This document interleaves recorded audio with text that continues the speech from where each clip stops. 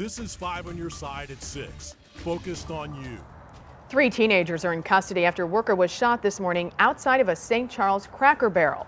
Tonight, police explain why they believe the teens are connected to other crimes. Thank you for being with us. I'm Ann Allred. And I'm Mike Bush. The incident happened at the Cracker Barrel along I-70 and Fairgrounds Road. And that's where we find 5 on your side's Holden Kurwicki, who has the latest on the investigation. Holden. Well, Mike, and the good news in this case is that victim is expected to make a full recovery and be okay. But police say he was a victim of opportunity, and this is a type of crime that they say is taking place more often in our area.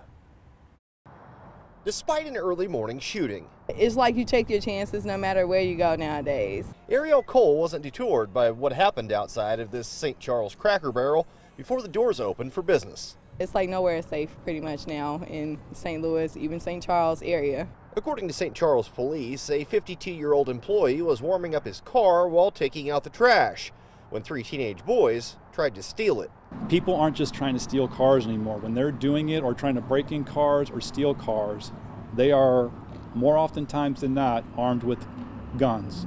And in this case today, they were armed with a gun, and they're not afraid to shoot you. After shooting the man in the elbow and the backside, I'll be praying for him and his family. The teen sped away in a car stolen the night before from Veneta Park, and that's when the police got a break. At some point on the highway, their front tire blew out. However, that didn't stop them from stealing a truck from a nearby dump and crashing it near Earth City before being detained by police. That is the most troubling issue to me in this entire incident. This is a 14, 15, and 16-year-old boy who were driving in a stolen car and came to St. Charles armed with a handgun, were confronted trying to steal a car, and shot somebody. Yeah, it's a little scary because I guess you think that stuff like this isn't supposed to happen out here in this area.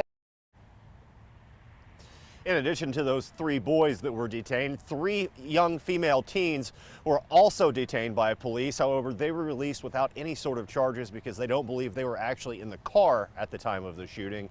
However, police are still looking for the weapon that was used in this case. Reporting live in St. Charles, Holden Kurwicki, 5 on your side.